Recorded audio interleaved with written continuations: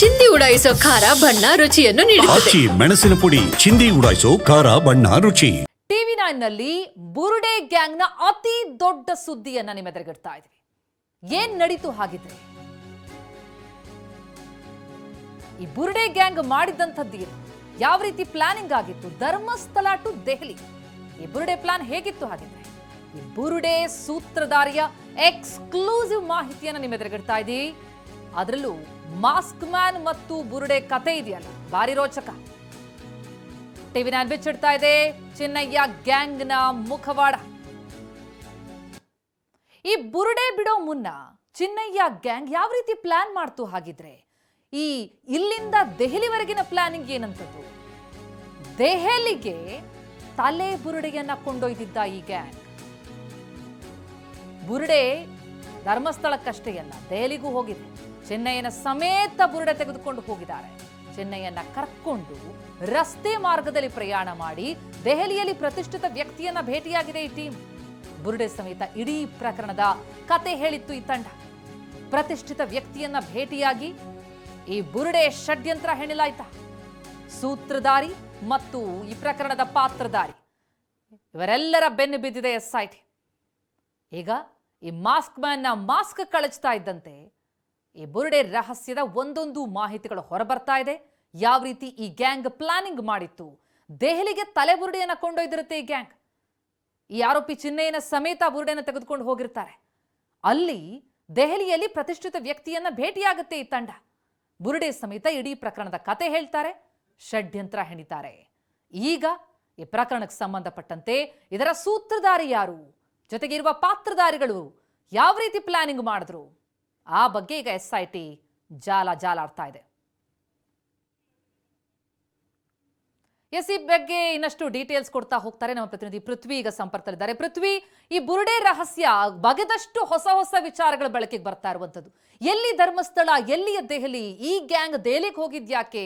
ಅಲ್ಲಿ ಬುರುಡೆ ಸಮೇತ ಈ ವ್ಯಕ್ತಿಯನ್ನ ಕರ್ಕೊಂಡು ಹೋಗ್ತಾರೆ ಅಂತಂದ್ರೆ ಏನ್ ನಡೀತು ಎಕ್ಸಾಕ್ಟ್ಲಿ ಅಂತ?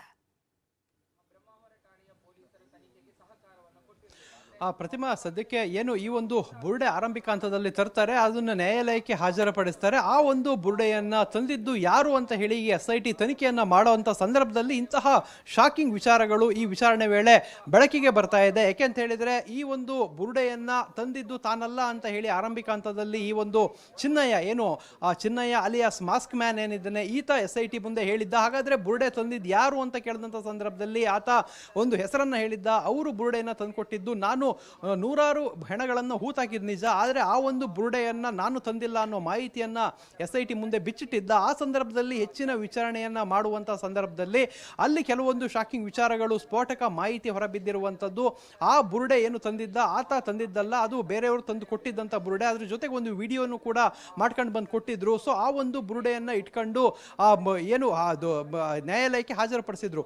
ಇದಕ್ಕಿಂತ ಮೊದಲು ಈ ಒಂದು ವಿಚಾರವನ್ನ ದೆಹಲಿಯಲ್ಲಿ ಇರುವಂತಹ ಒಬ್ಬ ಪ್ರತಿಷ್ಠಿತ ವ್ಯಕ್ತಿ ಜೊತೆ ಮಾತಾಡಿದ್ರು. ಅಂದ್ರೆ ಇಂಥ ಒಬ್ಬ ವ್ಯಕ್ತಿ ಧರ್ಮಸ್ಥಳದಲ್ಲಿ ನೂರಾರು ಹೆಣಗಳನ್ನು ಹೂತಾಕಿದ್ದಾನೆ, ಅವನ ಪರವಾಗಿ ನಿಲ್ಲಿ, ಸೊ ಕೆಲವೊಂದು ವಿಚಾರಗಳಿಗೆ ಸಪೋರ್ಟ್ ಮಾಡಿ ಅಂತ ಹೇಳಿ ಕೇಳ್ಕೊಳ್ತಾರೆ. ಆದ್ರೆ ಆ ಡೆಲ್ಲಿಯಲ್ಲಿರುವ ಪ್ರತಿಷ್ಠಿತ ವ್ಯಕ್ತಿ ಇವ್ರನ್ನ ನಂಬೋದಿಲ್ಲ, ಇವ್ರ ಪರ ನಿಲ್ಲೋದಿಲ್ಲ. ಆ ಸಂದರ್ಭದಲ್ಲಿ ಅವ್ರನ್ನ ನಂಬಿಸ್ಲಿಕ್ಕೋಸ್ಕರ ಇವರು ಆ ಧರ್ಮಸ್ಥಳದಿಂದ ಬುರುಡೆಯನ್ನ ತೆಗೆದುಕೊಂಡು ಸೀದಾ ದೆಹಲಿಗೆ ಹೋಗ್ತಾರೆ.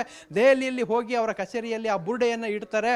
ಆಗ ಆ ವ್ಯಕ್ತಿಗೆ ಇವ್ರ ಮೇಲೆ ನಂಬಿಕೆ ಬರುತ್ತೆ. ಸೊ ಇವ್ರ ಹತ್ರ ಏನೋ ವಿಚಾರ ಇದೆ, ಸತ್ಯ ಇದೆ ಅನ್ನೋದನ್ನ ನಂಬಿ ಅವರು ಸಪೋರ್ಟ್ ಅನ್ನ ಮಾಡ್ತಾರೆ. ಆದ್ರೆ ಅದಾದ ನಂತರ ಇತ್ತೀಚೆಗೆ ಅಂದ್ರೆ 1ರಿಂದ 17ನೇ ಪಾಯಿಂಟ್ ಅಲ್ಲಿ ತೆಗೆದಂತ ಸಂದರ್ಭದಲ್ಲಿ ಕೇವಲ ಒಂದು ಕಡೆ ಅಷ್ಟೇ ಮೂಳೆ ಇಡೀ ಸ್ಕೆಲಿಟನ್ ಸಿಕ್ಕಿದ್ದಂಥದ್ದು, 11ನೇ ಪಾಯಿಂಟ್ ಅಲ್ಲಿ ಸಿಕ್ಕಿದ್ದು ಭೂಮಿಯ ಮೇಲ್ಭಾಗದಲ್ಲಿ ಇದ್ದಿದ್ದು ಅಂತ ಗೊತ್ತಾದ ತಕ್ಷಣ ಸೊ ಇದು ಕೂಡ ಅವರು ಕೂಡ ಇವ್ರನ್ನ ನಂಬಲಿಕ್ಕೆ ನಿಲ್ಸಿರುವಂತದ್ದು. ಅಂದ್ರೆ ಪ್ರಮುಖವಾಗಿ ಆ ವ್ಯಕ್ತಿಯನ್ನ ಸಪೋರ್ಟ್ ಅನ್ನ ಪಡೀಲಿಕ್ಕೆ ಇಲ್ಲಿಂದ ಬೈ ರೋಡ್ ನಲ್ಲಿ ಬುರುಡೆಯನ್ನ ತಗೊಂಡು ದೆಹಲಿಗೆ ಹೋಗ್ತಾರೆ.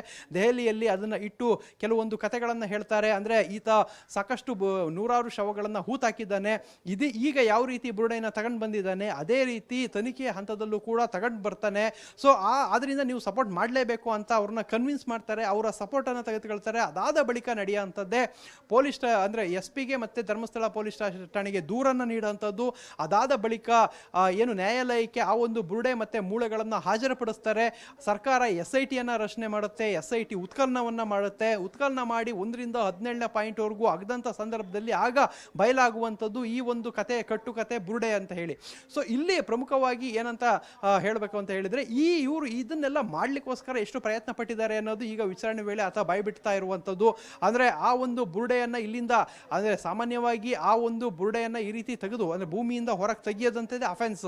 ಸೊ ಇಲ್ಲಿ ಈತನ ಮೇಲೆ ಆ ಪ್ರಕರಣ ಕೂಡ ದಾಖಲಾಗಿರುವಂತದ್ದು. ಮತ್ತೆ ಚಿನ್ನಯ್ಯನನ್ನ ಬಂಧಿಸ್ಲಿಕ್ಕೂ ಕೂಡ ಅದೇ ಕಾರಣ, ಅಂದ್ರೆ ಯಾರೋ ತೆಗೆದ ಬುರುಡೆಯನ್ನ ತಾನು ತೆಗೆದೆ ಅಂತ ಹೇಳುವಂಥದ್ದು, ಮತ್ತೆ ಅದನ್ನ ಕೋರ್ಟಿಗೆ ಪ್ರೊಡ್ಯೂಸ್ ಮಾಡೋದು, ಆ 100 ಶವಗಳನ್ನ ಹೂತಾಕಿದ್ರಲ್ಲಿ ಇದು ಕೂಡ ಅಂತ ಹೇಳಿ ಆರಂಭಿಕ ಹಂತದಲ್ಲಿ ಹೇಳಿ ಈಗ ಅದನ್ನ ಉಲ್ಟಾ ಹೊಡಿತಾ ಇರುವಂಥದ್ದು. ಆ ಬುರುಡೆ ನಾನ್ ತೆಗೆದಿದ್ದಲ್ಲ, ಬೇರೆ ಯಾರೋ ತಂದು ಕೊಟ್ಟಿದ್ದು ಅಂತ ಬೇರೆಯವ್ರ ಕಡೆ ಕೈ ತೋರಿಸ್ತಾ ಇದ್ದಾನೆ. ಸೊ ಇದರಿಂದಾಗಿ ಇಲ್ಲಿ ವಿಸ್ತೃತವಾದ ತನಿಖೆ ಅಗತ್ಯ ಇರುತ್ತೆ. ಅದಕ್ಕೋಸ್ಕರನೇ 10 ದಿನಗಳ ಕಾಲ ಆತನನ್ನು SIT ಈಗ ಕಸ್ಟಡಿಗೆ ತಗೊಂಡಿರುವಂಥದ್ದು. ನ್ಯಾಯಾಲಯ ಕೂಡ 10 ದಿನಗಳ ಕಾಲ ಕಸ್ಟಡಿಗೆ ಕೊಟ್ಟಿರುವಂಥದ್ದು, ಪೊಲೀಸ್ ಕಸ್ಟಡಿಗೆ. ಸೊ ಇಲ್ಲಿ ಪ್ರಮುಖವಾಗಿ ಒಂದು ವಿಚಾರ ಗಮನಿಸಬೇಕು ಅಂತ ಹೇಳಿದ್ರೆ, ಈ ಒಂದು ಬುರುಡೆಯನ್ನ ಏನು ದೆಹಲಿಗೆ ತೆಗೆದುಕೊಂಡು ಹೋಗೋದ ಸಂದರ್ಭದಲ್ಲಿ ಆಗಿನ್ನೂ ಕೂಡ ಯಾವುದೇ ರೀತಿ ಕಾನೂನು ಪ್ರಕ್ರಿಯೆಗಳು ಆರಂಭ ಆಗಿರಲಿಲ್ಲ. ಸೊ ದೂರು ಕೊಡೋದಕ್ಕಿಂತ ಮೊದಲೇ ಈ ಬುರುಡೆಯನ್ನ ತೆಗೆದುಕೊಂಡು ಆಮೇಲೆ ದೂರನ್ನ ಕೊಡ್ತಾರೆ. ಅದಾದ್ಮೇಲೆ ಏನು ನ್ಯಾಯಾಧೀಶರ ಮುಂದೆ ಹೇಳುವಂತ ಸಂದರ್ಭದಲ್ಲೇ ಬುರುಡೆಯನ್ನ ತೆಗೆದುಕೊಂಡು ಹೋಗಿ ನ್ಯಾಯಾಲಯಕ್ಕೆ ಇಡ್ತಾರೆ. ಸೊ ಇಂಥದ್ದೆಲ್ಲ ಬೆಳವಣಿಗೆ ನೋಡ್ತಾ ಇದ್ರೆ ಇದ್ರ ಹಿಂದೆ ಸಾಕಷ್ಟು ಜನರಿದ್ದಾರೆ ಅನ್ನೋ ವಿಚಾರ ಗೊತ್ತಾಗುವಂಥದ್ದು. ಈಗ ಅವರೆಲ್ಲರ ಹೆಸರುಗಳನ್ನ ಈಗ SIT ಕಲೆಕ್ಟ್ ಮಾಡಿ ಎಲ್ರಿಗೂ ನೋಟಿಸ್ ಕೊಡ್ಲಿಕ್ಕೂ ಕೂಡ ಸಿದ್ಧತೆಯನ್ನ ಮಾಡ್ಕೊಂಡಿರುವಂಥದ್ದು. ಪ್ರತಿಮಾ. ಎಸ್ ಪೃಥ್ವಿ, ಹಾಗೆ ಸಂಪರ್ಕದಲ್ಲಿರಿ.